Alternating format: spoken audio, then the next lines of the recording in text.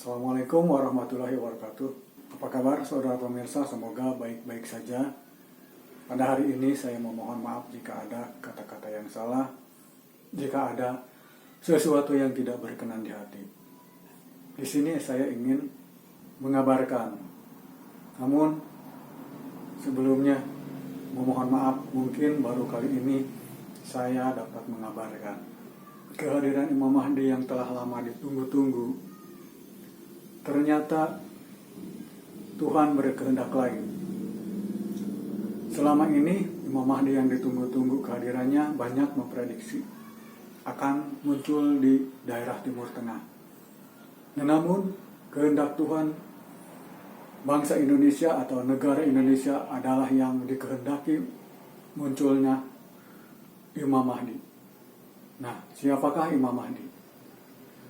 Ternyata Imam Mahdi yang telah Nabi Muhammad Shallallahu Alaihi Wasallam sampaikan bahwa kehadiran Imam Mahdi mempunyai ciri-ciri antara lain berdahi lebar. Itu bukan berarti secara fisik dahinya yang lebar atau dahi kepalanya yang lebar, tetapi adalah makna konotasi bahwa Imam Mahdi itu luas ilmu pengertiannya. Kemudian juga Imam Mahdi diibaratkan bermata besar, hitam dan bermata besar. Artinya Imam Mahdi itu bisa melihat yang gaib dan yang dohir. Kemudian berjenggot lebat, artinya adalah orang yang menjadi sumber ilmu, orang berilmu, dan lain sebagainya. Nah, siapakah Imam Mahdi yang lahir di Indonesia? Ternyata daerah Tatar Sunda atau di Tasikmalaya tepatnya, lahir seorang anak laki-laki tertanggal pada 01 Januari 1910 pada malam Ahad atau Sabtu malam. Lahir seorang anak laki-laki yang diberi nama oleh orang tuanya tidak jauh dengan menurut hari kelahirannya, yaitu malam Ahad. Beliau diberi nama Hadi.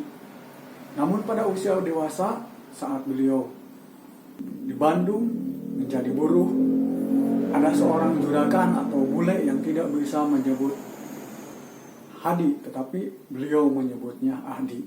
Nah, lahirnya nama Ahdi pada usia 35 tahun adalah tanda atau ciri bahwa di dalam baktinya seorang Bapak Ahdi adalah seorang Imam Mahdi.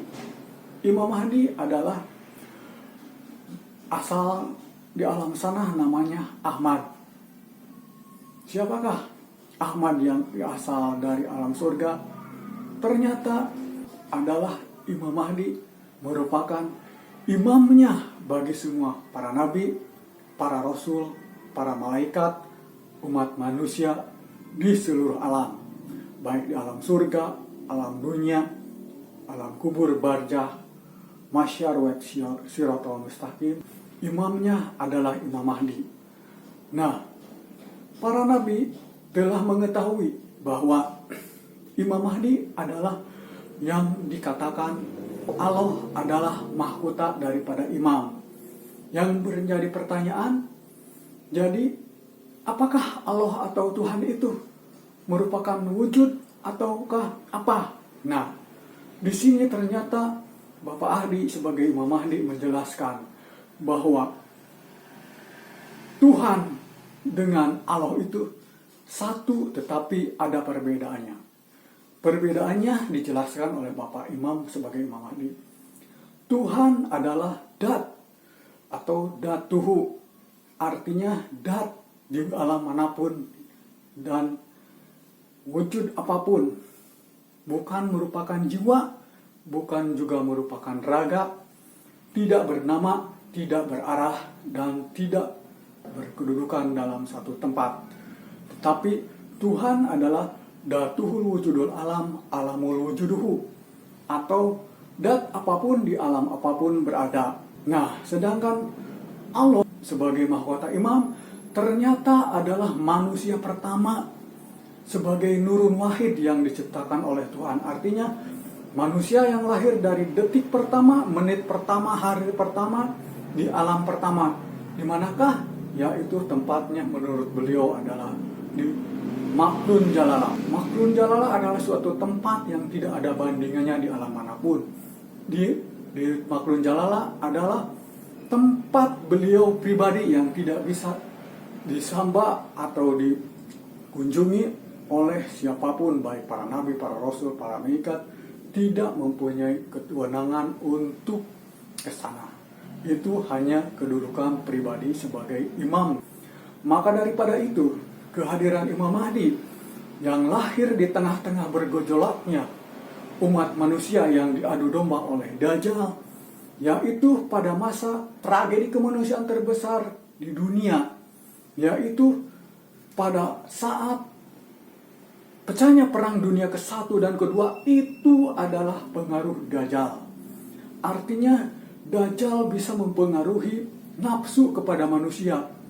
Jadi mengadu domba umat manusia supaya berseteru. Kalau sudah berseteru tentu permusuhan akan menimbulkan peperangan. Nah, banyak celaka di antara umat manusia. Itu adalah tujuan Dajjal untuk mengadu domba umat manusia supaya banyak yang celaka. Kita mendengar atau kita mempelajari dari sejarah, banyak negara terseret dalam peperangan. Itu adalah kenyataan bahwa puncak dari pengaruh Dajjal adalah dengan memecah belah umat manusia terjadi pada Perang Dunia Kedua. Siapakah yang menjadi Dajjal yang berwujud manusia? Tentu dalam hari ini kita mempelajari dari sejarah bahwa di benua Eropa ada pemimpin yang disebut pemimpin Nazi.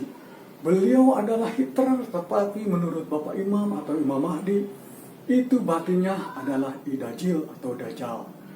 Dan di wilayah timur pun, negara yang menjadi memecah belah persaudaraan umat manusia adalah pemimpin di daerah Jepang, yang waktu itu disebutkan oleh Bapak Adi adalah sebagai kaisar yang bernama Tennoheka. Kaisaran Jepang merupakan juga sama batinnya adalah Dajjal atau setan. Nah, siapakah Dajjal? Dajjal ternyata asalnya dari seorang malaikat. Jadi sebelum alam dunia terwujud, di alam surga terjadi ketegangan.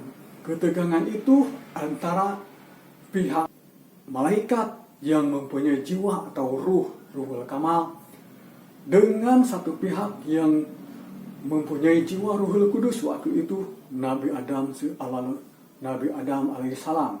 Nah, Dajjal yang namanya Jusman adalah berseteru dengan Nabi Adam pada waktu itu di alam surga atau di alam akhirat.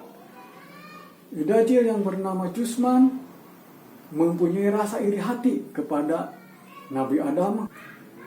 Nah, saudara pemirsa, Imam Mahdi yang turun di alam dunia ini diperintah oleh Tuhan untuk menjadi penyelamat umat manusia, supaya manusia berada dalam keamanan, keselamatan, kemakmuran, kebahagiaan lahir batin dunia maupun akhirat.